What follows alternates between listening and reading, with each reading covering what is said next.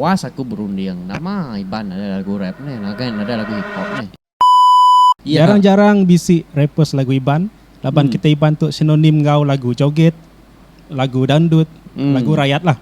Iya betul. Okay, lagu kita di itu mah di Nusantara itu ya kurang lebih berkenyak lagu. Jadi lebih nang mantai ke, lebih nang ketengahkan lagu rap bersih Iban tu tadi. Hari ini inspirasi alu berkeni ke itu lagu rap tu betul-betul lekat ba hidup nuan. Okey, beketuk jalan cerita ya. Mayanya was aku berunding nama Iban ada lagu rap nih, ada lagu hip hop nih. Yes, betul. Sekali ningal aku, actually bisa siko ianya guru aku pun nanti slik. Dia tu nama yang udah tukar lah, Nocturne. Ya remain misteri lah. Orang tetap nak nemu siapa. Macam ni Gamal ya. Orang ni menua dah. Ya Miri asal orang Suang sebenarnya, tapi dia ada Miri lah. Okay. Kita semua ya, itu kan. Ya betul.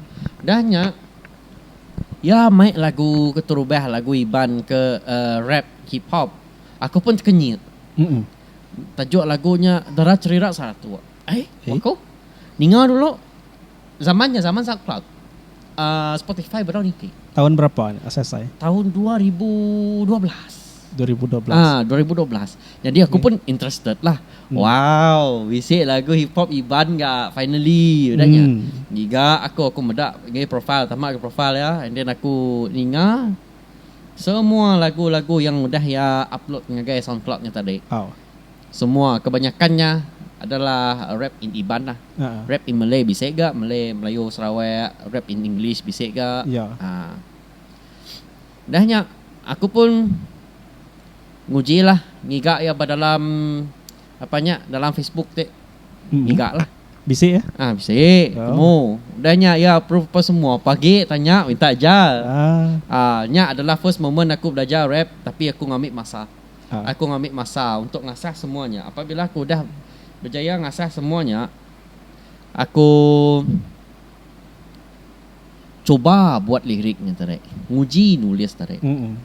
Apabila udah aku nguji nulisnya tadi, apa semua, tanya aku ya, oke kah? Bedau tu. Kira ke agi perlu kak diusahakan lagi utai tu. Oh ya. Perlu kak diusahakan lebih lagi. Jadi non nulis lirik lah tadi bertemu ngoya atau ke banyak online lah zaman online udah nyak lah udah kira baru ngelekai lah ya. baru angkat gak zaman ya online betul udah baru angkat mainnya